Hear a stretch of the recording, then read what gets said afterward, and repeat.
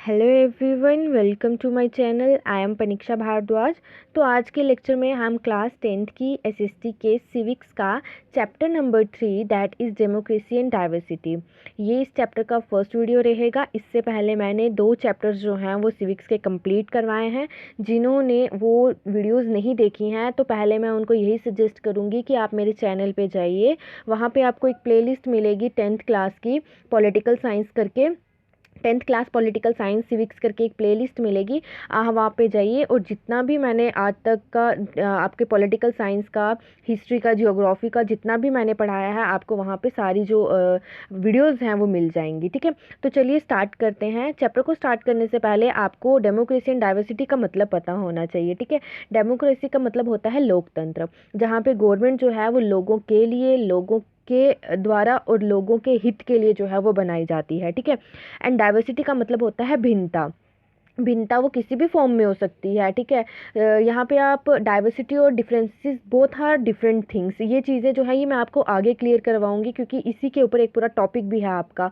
ठीक है, डिफरेंसेस और डाइवर्सिटी में क्या जो है वो डिफरेंस है, तो वो मैं आपको आगे बताऊंगी। बस आप इतना समझ लीजिए, डाइवर्सिटी का मतलब होता है भिन्नता, जहाँ पे आपको जैसे हाई कास्ट, लो कास्ट का हो गया। देन उसके बाद आप बोल सकते हो रेशियल डिफरेंसेस या रेशियल डाइवर्सिटी आपको देखने को मिल जाएगी। लैंग्वेज के बेसिस पे डाइवर्सिटी आपको देखने को मिल जाएगी। रीजन के बेसिस पे डाइवर्सिटी आपको देखने को मिल जाएगी, तो उसको हम डाइवर्सिटी बोलते हैं। तो चलिए स्टार्ट करते हैं। चैप्टर को स्टार्ट करने से पहले मैं आपको यहाँ पे ओवरव्यू बता देती हूँ। देखिए, इन्होंने बोला हुआ है कि जैसे कि लास्ट चैप्टर में जब हमने पढ़ा था, या लास्ट चैप्टर हमने देखा था यानी कि फेडरलिज्म, उसमें हमने देखा था कि पावर जो है वो कैसे डिस्ट्रीब्यूट की जा रही है लिंग्विस्टिक और रीजनल डाइवर्सिटीज़ के बेसिस के ऊपर। ठीक है, कैसे पावर को डिस्ट्रीब्यूट किया गया है। लेकिन लैंग्वेज और रीजन जो है ये एक इंपॉर्टेंट फीचर नहीं है किसी को भी, किसी भी पर्सन की आइडेंटिटी को दिखाने के लिए या रिप्रेजेंट करने के लिए। एक पीपल, कई बार ऐसा होता है, पीपल जो है उसको अपने आप को आइडेंटिफाई करवाने के लिए, अपने आपको रिलेट कराने के लिए बहुत सारी चीज़ों को रिप्रेजेंट करना पड़ता है। दैट इज़ किस बेसिस पे वो अपने आप को आइडेंटिफाई कर सकता है, जैसे कि फिजिकल अपीयरेंस के बेसिस पे, क्लास के बेसिस पे, रिलीजन के बेसिस पे, जेंडर के बेसिस पे, कास्ट के बेसिस पे, ट्राइब के बेसिस पे, इन सब बेसिस पे वो अपने आप को क्या करेगा, आइडेंटिफाई करेगा। अब क्या बोला है इस चैप्टर के अंदर, हम जो है वो पढ़ेंगे डेमोक्रेसी जो है वो कैसे रिस्पॉन्स दे रही है सोशल डिफरेंसेस को, सोशल डिविजन्स को और सोशल इनइक्वालिटीज़ को। We begin with an example. इन्होंने बोला हमने जो इस चैप्टर की शुरुआत की है उसमें हमने एक एग्जाम्पल जो है वो बताई है। वो एग्जाम्पल जो है वो पब्लिक एक्सप्रेशन की है, लोगों के द्वारा सोशल डिवीजन को लेके क्या मतलब सोच है या क्या वो उसके प्रति फील करते हैं, उसके थ्रू हमने एक एग्जाम्पल के थ्रू जो है वो सोशल डिवीजन को एक्सप्लेन किया है। देन वो बोल रहे हैं कि जैसे जैसे आप आगे बढ़ोगे, तो आप जैसे जैसे आगे लेसन्स को रीड करोगे, इस लेसन को रीड करोगे, आपको पता चलेगा कि कैसे सोशल डिफरेंसेस जो है वो डिफरेंट फॉर्म्स ले रहा है, किस तरह से वो आगे मतलब अपनी अलग अलग तरह से वो अपनी अलग अलग तरीके की फॉर्म जो है वो बना रहा है। देन उसके बाद कैसे जो है डेमोक्रेटिक पॉलिटिक्स वो अफेक्ट हो रहा है सोशल डाइवर्सिटीज़ से, एंड सोशल डाइवर्सिटीज़ जो है वो अफेक्ट हो रही है इन सब डेमोक्रेटिक पॉलिटिक्स से। ये सब चीज़ें जो है वो हम इस चैप्टर के अंदर पढ़ेंगे। ठीक है, ये तो बस एक चैप्टर का ओवरव्यू था। तो चलिए स्टार्ट करते हैं। जैसे कि उन्होंने बोला कि हमने चैप्टर जो है वो एक स्टोरी के थ्रू स्टार्ट किया है, एक एग्जाम्पल के थ्रू स्टार्ट किया है। तो स्टोरी क्या है यहाँ पे, a story from Mexico Olympics. ठीक है, मैक्सिको जो है वो क्या है, एक कंट्री है जो कि नॉर्थ अमेरिका के कॉन्टिनेंट में आता है। और ओलंपिक्स एक तरह का गेम है। ठीक है, ओलंपिक्स जो गेम्स खेले जाते हैं, जिस तरह की अगर हम अभी बात करें तो टोक्यो के अंदर ओलंपिक्स जो है वो गेम खेली जा रही हैं, तो उसी तरह से ओलंपिक जो था, ये क्या बोल रहा है कि ये जो यहाँ पे पहले देखिए एक पिक्चर यहाँ पे दी हुई है, इस पिक्चर में यहाँ पे 3 पर्सन्स खड़े हैं। 2 पर्सन्स जो हैं इन्होंने अपने सर नीचे किए हुए हैं और हाथ बाजू जो है ये खड़ी की हुई है। ठीक है, और साथ में मुट्ठी बंद की हुई है, अपनी फीस जो है ये बंद की हुई है। क्या रीज़न है, क्यों ऐसा कर रहे हैं, ये सब चीज़ें हम इसके अंदर देखेंगे। तो यहाँ पे ये बोल रहा है कि ये जो पिक्चर है ना, ये जो इस पेज के ऊपर ये जो पिक्चर आपको दी हुई है, ये डिपिक्ट कर रही है, दर्शा रही है एक इंपॉर्टेंट लैंडमार्क को, एक इंपॉर्टेंट चीज़ को, किसकी हिस्ट्री में, civil rights movement in the United State, यानी कि यूएसए में जो सिविल राइट्स मूवमेंट जब हो रही थी उस समय की हिस्ट्री में ये एक इंपॉर्टेंट लैंडमार्क जो है वो उस चीज़ को दर्शा रहा है। इन्होंने बोला दीज रिप्रेजेंट, ये जो पिक्चर है ये किस चीज़ को रिप्रेजेंट कर रही है, एक मेडल सेरेमनी को। मेडल सेरेमनी हो रही थी किसकी, of the 200 metre race in the 1968 Olympics held at Mexico City. Mexico City के अंदर ओलंपिक्स की एक ओलंपिक्स में एक रेस जो थी 200 मीटर रेस जो थी वो कंडक्ट करवाई गई थी, और उस रेस में एक मेडल सेरेमनी जो थी वो कंडक्ट करवाई गई थी 1968 में। ये एक मेडल सेरेमनी को क्या कर रहा है, रिप्रेजेंट कर रहा है। अब क्या आगे बोला हुआ है, जो टू मैन, जो दो आदमी खड़े हैं विद क्लेंस्ड फिस्ट, यानी कि अपनी मुट्ठियाँ बंद की हुई हैं और हाथ खड़े किए हुए हैं, एंड साथ ही साथ में अपना सर जो है वो बॉडी यानी कि अपना सर झुकाया हुआ है। वो कौन है, वो हैं, एक तो हैं आपके उसमें जॉन कार्लोस और एक है टॉमी स्मिथ। ये दोनों यूएस एथलीट्स हैं, और इन दोनों ने क्या किया है, जब अमेरिकन नेशनल एंथम जब लगाया गया था, प्ले किया गया था, उस समय इन्होंने क्या किया, अपने हाथ जो थे, अपनी पहले मुट्ठियाँ बंद की, देन उसको खड़ा कर दिया, अपने हाथ को खड़ा कर दिया और अपने सर जो थे वो झुका लिए थे। और ये सब चीज़ें जो थी ये मैक्सिको सिटी के अंदर ओलंपिक्स गेम्स के थ्रू मेडल सेरेमनी में किया जा रहा था। अब आगे क्या बोला जा रहा है, दे आर अफ्रीकन अमेरिकन, ये जो थे ये अफ्रीकन अमेरिकन थे। अब यहाँ पे देखिए अफ्रीकन अमेरिकन क्या है, तो अफ्रीकन अमेरिकन ये एक टर्म है, या आप एफ्रो अमेरिकन बोल सकते हो, ब्लैक अमेरिकन बोल सकते हो, या ब्लैक बोल सकते हो, ठीक है। ये एक टर्म जो है वो यूज़ की जा रही है अफ्रीकन के डिसेंडेंट्स को रेफर करने के लिए। दैट मीन्स ये टर्म किसके लिए यूज़ की जा रही है, अफ्रीकन्स के डिसेंडेंट्स के लिए, यानी कि जो वहाँ अफ्रीका के अंदर रहने वाले थे या अफ्रीकन के वंशज जो थे, ठीक है, अफ्रीका के अंदर रहने वाले लोग जो थे, ठीक है, उनके लिए ये टर्म यूज़ की जा रही है। Who were brought into America, जिनको अमेरिका लाया गया था एज अ स्लेव, गुलाम बनाकर उनको अमेरिका लाया गया था 17th सेंचुरी के बीच में और 19th सेंचुरी के बीच में इनको अमेरिका लाया गया था, सो दैट कि वो वहाँ आके गुलामी कर सकें। तो ये क्या बोला गया है, they had won the gold and bronze medal respectively. उन्होंने क्या किया है, किसने, देखिए जो टॉमी स्मिथ थे उन्होंने गोल्ड मेडल, और जो आपके जॉन कार्लोस थे उन्होंने ब्रॉन्ज मेडल जो था वो जीता था इस 200 मीटर रेस में। They receive there medals wearing black socks. जब वो अपना मेडल लेने के लिए गए तब उन्होंने अपने पाँव में जूते ना पहनकर सिर्फ काली जुराबें पहनी थी, शूज़ नहीं पहने थे। और ये चीज़ किसको रिप्रेजेंट कर रही थी, ब्लैक पॉवर्टी को, ठीक है, काली पॉवर्टी को।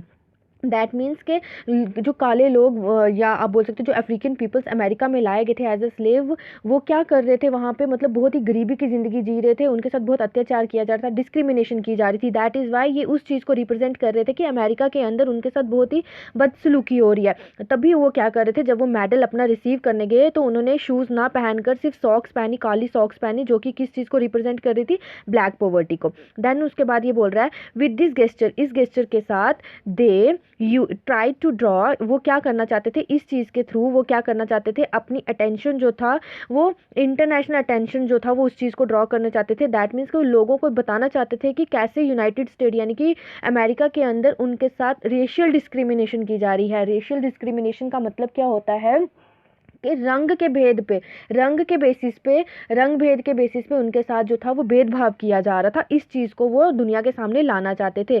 कैसे किया उन्होंने, काली जुराबें पहनी, शूज़ ना पहना, ठीक है, सिर्फ जुराबें पहन के काली कलर की वो अपना मेडल रिसीव करने गए, सो दैट के जितने भी वहाँ इंटरनेशनल लोग, मतलब एक ओलंपिक गेम है तो इंटरनेशनल गेम थी, वहाँ पे हर एक जगह से, हर एक कंट्री से लोग वहाँ आए हुए थे, तो उन लोगों की नज़रें जो थी वो उनके पाँव पे थी जब वो मेडल रिसीव करने गए, और वो लोगों को ये बताना चाहते थे कि हमारे साथ यहाँ पे रेशियल डिस्क्रिमिनेशन जो है वो की जा रही है। देन उसके बाद the black gloved and raised clenched fist, जो उन्होंने मतलब हाथों में जो ग्लव्स, काले कलर के ग्लव्स पहने हुए थे और उन्हें अपनी मुट्ठियाँ बंद करके अपने हाथ खड़े किए हुए थे, वो किस चीज़ को रिप्रेजेंट कर रहे थे, वो कर रहे थे ब्लैक पावर को। अब यहाँ पे ब्लैक पावर किस चीज़ के लिए यूज़ हुआ है, तो देखिए यहाँ पे ब्लैक पावर यूज़ हुआ है, क्या बोल रहा है ब्लैक पावर के लिए, कि ब्लैक पावर एक तरह की मूवमेंट जो इमर्ज की गई थी 1966 में, और ये मूवमेंट जो थी 1975 तक चली, जिसमें क्या हुआ था, which was more militant anti racist movement, जो कि मतलब बहुत ही वायलेंट वे में मूवमेंट चलाई गई थी, advocating even violence if necessary to end racism in the USA. यानी कि यहाँ पे बहुत सारा वायलेंस जो था, बहुत सारा हिंसा जो थी, लड़ाई झगड़े जो थे, मतलब खून खराबा जो था वो किया गया था, ताकि यूएसए में रेसिज्म को ख़त्म किया जा सके, ठीक है। यूएसए के अंदर से रेसिज्म को ख़त्म करने के लिए ये खून खराबे पर भी उतरना चाहते थे या उतर सकते थे। तो यही बोल रहा है यहाँ पे कि जो जो इन्होंने हाथ खड़े किए थे और काले कलर के ग्लव्स पहने हुए थे, अपनी मुट्ठियाँ बंद की हुई थी, वो किस चीज़ को, ब्लैक पावर को रिप्रेजेंट कर रहा था। देन इसके बाद इन्होंने बोला जो सिल्वर मेडलिस्ट थे, वाइट ऑस्ट्रेलियन एथलीट, ठीक है, जो एक और यहाँ पे था जो मैंने आपको बताया था कि दो बंदे जो थे, ये देखिए, ये 2 पर्सन जो थे ये अफ्रीकन थे और ये था अमेरिकन। ये जो अमेरिकन था 3rd पर्सन, ये इन 2 अफ्रीकन्स को क्या कर रहा था, सपोर्ट कर रहा था, और इन्होंने क्या किया हुआ था, सिल्वर मेडल लिया था। ठीक है, जो सिल्वर मेडलिस्ट थे जो कि वाइट ऑस्ट्रेलियन एथलीट थे जिनका नाम था पीटर नॉर्मन, इन्होंने क्या किया था, पूरे सेरेमनी के दौरान इन्होंने ह्यूमन राइट बैज जो था वो अपनी शर्ट पे पहना हुआ था, ताकि वो क्या करे, वो वो बैज जो था वो किस चीज़ को शो कर रहा था, वो शो कर रहा था कि ये जो है, ये जो नॉर्मन थे ये सपोर्ट कर रहे थे उन 2 अमेरिकन्स को, ठीक है, उन 2 अफ्रीकन अमेरिकन्स को। ओके, तो अब यहाँ पे ये बोला गया है, do you think that Carlos and Smith should have raise an internal matter of American society in an international forum. ये बोल रहे हैं, यहाँ पे एक क्वेश्चन पूछा हुआ है कि क्या आपको ये ठीक लगता है कि जो कार्लोस और स्मिथ थे उन्होंने ये जो अपनी आवाज़ थी, ये जो अपना इंटरनल मैटर था अमेरिकन सोसाइटी को लेके, ये एक इंटरनेशनल फॉर्म में उन्होंने सबके सामने लाया, क्या ये चीज़ ठीक थी? Would you say that what did was political? क्या आप ये कह सकते हो जो इन्होंने किया वो एक पॉलिटिकल थी, एक सत्ता के लिए मतलब था, या एक पॉलिटिक आप बोल सकते हो मतलब मूवमेंट थी? Why do you think Peter Norman, who was neither black nor American, joined in the gesture of protest? क्या आपको क्यों ये नहीं लगता कि जो पीटर नॉर्मन थे उन ना ही वो ब्लैक थे ना ही वो अमेरिकन थे, तो उन्होंने इस प्रोटेस्ट के गेस्चर को क्यों ज्वाइन किया? If you were in Normans place what would you do? अगर आप नॉर्मन की जगह पे होते तो आप क्या करते, आप बताइए। ये सिर्फ एक तरह के क्वेश्चंस पूछे हुए हैं। तो आगे ये देखिए क्या है, यहाँ पे एक नीचे एक ये पिक्चर दी हुई है। ये पिक्चर जो है यानी कि इन 2005 में क्या हुआ, the San Jose State University, ठीक है, जहाँ पे ये दोनों पढ़े थे, कौन, John Smith, Tommy Smith and John Carlos, ये जो पढ़े थे, ये स्टेट यूनिवर्सिटी का नाम है सैन जोस स्टेट यूनिवर्सिटी। इन्होंने क्या किया, 2005 में इन्होंने 20 फुट हाई स्कल्पचर जो था, इन्होंने जो मतलब उस समय पे ये जो पिक्चर जो आपको सबसे टॉप पे बताई गई थी ना, इस पिक्चर को अपने यूनिवर्सिटी के अंदर जो था वो इसको क्या किया, इंस्टॉल किया, ठीक है, जो कि टॉमी स्मिथ और जॉन कार्लोस के जो जो क्या करते, प्रोटेस्ट कर रहे थे, उस चीज़ को रिप्रेजेंट करने के लिए इन्होंने इस पिक्चर को क्या किया था, यहाँ पे अपने स्कूल के अंदर या यूनिवर्सिटी के अंदर जो था वो क्या किया था, उसको इंस्टॉल किया था। A photograph of the original medal ceremony in 1968 is on the top.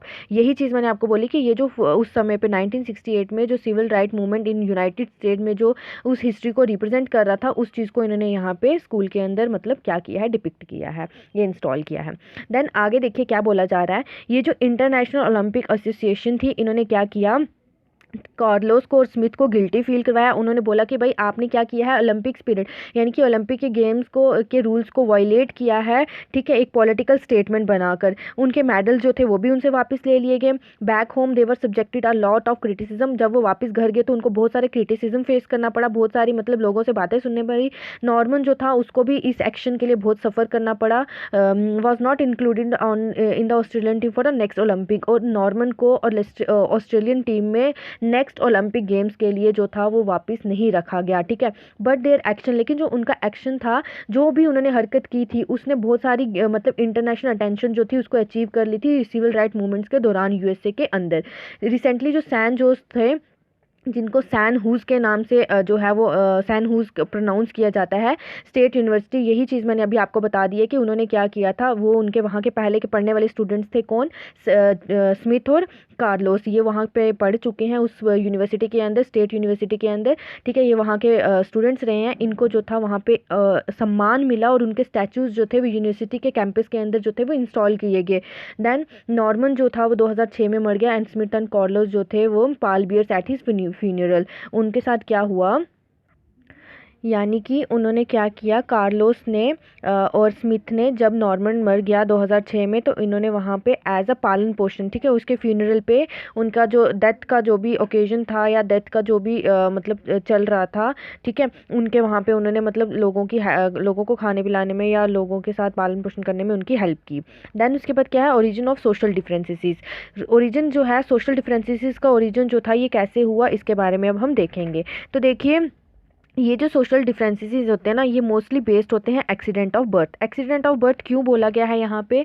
Actually accident of birth, देखिए कोई भी चीज़ जो है, या हम जो है वो भगवान से ये नहीं बोल के आते कि हमें ऐसे माँ बाप देना, हमें अमीर घर में पैदा करना, या हमें जो है वो ऊंची जात का बनाना, हमें गोरा बनाना। ये जो है ना, ये सब चीज़ें जो है एक्सीडेंट ऑफ बर्थ में होती है। दैट मीन्स कि ये अचानक होती हैं, ठीक है। किसी को नहीं पता है कि किसका जन्म कहाँ होगा, कैसे घर में होगा, कौन सी जाति में होगा, कौन से सेक्ट में होगा, ठीक है, क्या वो गरीब होगा, अमीर होगा, मतलब कैसा होगा, किसी को नहीं पता। इसलिए इन्होंने बोला कि ये जो सोशल डिफरेंसेस होते हैं ना, ये एक्सीडेंट ऑफ बर्थ पे क्या करते हैं, बेस करते हैं। नॉर्मली हम लोग जो हैं वो अपनी ना ही we do not choose to belong our community, ना ही हम अपनी कम्युनिटी को चूज़ कर सकते हैं। सिर्फ हम क्या कर सकते हैं, हम जहाँ पैदा होते हैं, जैसा उस घर में जो भी मतलब रीति रिवाज चल रहा होता है, ट्रेडिशन होता है, कल्चर होता है, जैसा हमें वैसा ही फॉलो करना पड़ता है। हम सब जो है वो सोशल डिफरेंसेस को कहाँ पे जो है वो एक्सपीरियंस करते हैं, accident of birth in our everyday life. जैसे कि हमारे घर के अंदर जिस तरह का माहौल चल रहा होगा, जिस घर में हम पैदा हुए होंगे, जैसे उस घर का मतलब रीति रिवाज चल रहा होगा, उसी तरह की चीज़ें जो हैं वो हमें फेस करनी पड़ेंगी, ठीक है। That is why accident of birth यहाँ पे वर्ड यूज़ किया गया है। जो हमारे इर्द गिर्द, चाहे वो आदमी हो या औरत हो, बड़ा लंबा हो या छोटा हो, हर किसी के अंदर कोई ना कोई तरह की कम्प्लेक्शन जो है वो देखने को मिलती है, या फिजिकल एबिलिटीज़ या डिसेबिलिटीज़ हमें देखने को मिलती है। कोई बहुत ही टैलेंटेड होता है, कोई बिल्कुल ऐसे डल होता है, कोई एक्टिव होता है, कोई इनएक्टिव होता है। तो इस तरह की चीज़ें जो है वो हमें इर्द गिर्द में देखने को मिलेंगी। But all kind of social differences, लेकिन जितनी भी सोशल डिफरेंसेस हैं वो सारी की सारी based on earth, accident of birth पे नहीं बेस होती हैं, ठीक है। ये सारी चीज़ें जो है वो एक्सीडेंट ऑफ बर्थ यानी कि आपके जन्म पर आधारित नहीं होती है। कुछ डिफरेंसेस जो है वो हम अपनी चॉइसेस से भी क्या करते हैं, बनाते हैं, या हमारी चॉइसेस के ऊपर भी बेस्ड होती है। जैसे कि इन्होंने एग्जांपल दी, सम पीपल आर एथीस्ट, कुछ लोग जो है वो एथीस्ट होते हैं। एथीस्ट यानी कि भगवान को ना मानने वाले, ठीक है। वो भगवान पे नहीं मानते, या भगवान के ऊपर विश्वास नहीं करते, ना ही किसी रिलीजन पे विश्वास करते हैं। सम पीपल चूज़, लेकिन कुछ जो है पीपल वो ये चूज़ करते हैं कि वो क्या करेंगे, किसी रिलीजन को मानेंगे, ठीक है, किसी रिलीजन को मानेंगे, या फिर दूसरे रिलीजन को, जिस भी रिलीजन में उन्होंने जन्म लिया है या पैदा हुए, उसको वो मानेंगे, ठीक है। ये जो है ये हमारी चॉइसेस के ऊपर बेस्ड होती है। मोस्ट ऑफ अस जो है, हम में से ज़्यादातर जो है वो हमें व्हाट टू स्टडी, हमने क्या पढ़ा है, या हम कौन सी ऑक्यूपेशन जो है वो काम कौन सा करना चाहते हैं, चूज़ करेंगे, कौन सी गेम हमें खेलनी है, कौन सी कल्चरल एक्टिविटीज़ में हमें पार्ट लेना है, ये सब चीज़ें जो हैं ये हम हमारी चॉइसेस के ऊपर बेस्ड है। इसलिए ना सारी चीज़ें जो हैं, सारी सोशल डिफरेंसेस जो हैं वो by accident of based on accident of birth पे नहीं होती हैं, कुछ हमारी चॉइसेस के ऊपर भी बेस्ड होती हैं। तभी इन्होंने बोला all this lead to formation of social groups. ये सारी चीज़ें जो हैं ये क्या करती हैं, सोशल ग्रुप्स की फॉर्मेशन करती हैं, जो कि हमारे चॉइसेस के ऊपर बेस्ड होते हैं। देन इन्होंने आगे बोला एवरी सोशल डिफरेंसेस, हर सोशल डिफरेंस जो है वो सोशल डिवीज़न को जन्म नहीं देता, या हर सोशल डिफरेंस जो है वो सोशल डिवीज़न नहीं होता है। आगे क्या बोल रहा है कि सोशल डिफरेंसेस जो है वो divide similar people from one another. Social differences जो होते हैं ना, जो हमारे सामाजिक अलगाव होता है, या जो सामाजिक हमें डिफरेंसेस देखने को मिलते हैं, वो similar people from one another, जो एक जैसे दिखने वाले हैं उनसे थोड़ा सा अलग होगा, but they also unite very different people. लेकिन यहाँ पे आपको वो यूनाइट भी दिखेंगे, कहीं जगहों पे आपको वो अलग अलग तरह के दिखेंगे कि वो मतलब अलग हैं, लेकिन कुछ जगहों पे वो आपको इकट्ठे होते भी दिखेंगे, ठीक है। जैसे कि अगर हम एग्जाम्पल ले लें, जैसे क्रिश्चियन और हिंदू दोनों फ्रेंड्स हैं, ठीक है, एक ऐसे एग्जाम्पल ले रही हूँ, ठीक है। जैसे एक क्रिश्चियन है, एक मुस्लिम है, एक हिंदू है, ये तीनों आपस में दोस्त हैं। तो ये क्या कर रहे हैं वो क्या कर रहे हैं, अलग अलग हैं, लेकिन सिमिलर है तो वो इंसान ही है, ठीक है, लेकिन वो एक दूसरे से अलग हैं। एक हिंदू है, एक मुस्लिम है, एक सिख है, लेकिन ये इनको यूनाइट भी करता है, डिफरेंट पीपल्स को यूनाइट भी कर रहा है कई जगहों पे। यही बोला है कि कुछ सिमिलर पीपल जो है वो एक दूसरे से अलग भी होंगे, कई ऐसे होंगे कि सिर्फ हिंदूज जो है वो हिंदू दोस्त ही बनाना पसंद करेंगे, मुस्लिम जो है वो मुस्लिम दोस्त पसंद करेंगे बनाना। तो ये सिमिलर पीपल्स हैं, क्या करते हैं, अपने आप को अलग करते हैं दूसरों से। लेकिन कहीं वही अलग पीपल जो है, अलग अलग तरह के लोग जो हैं, जैसे मैंने आपको एग्जांपल दी, हिंदू है, मुस्लिम है, सिख है, तो ये अलग अलग तरह के लोग हैं, लेकिन ये आपस में क्या है, दोस्त है, तो ये इनको यूनाइट करता है। ये एक एग्जांपल के थ्रू मैंने आपको समझाया है।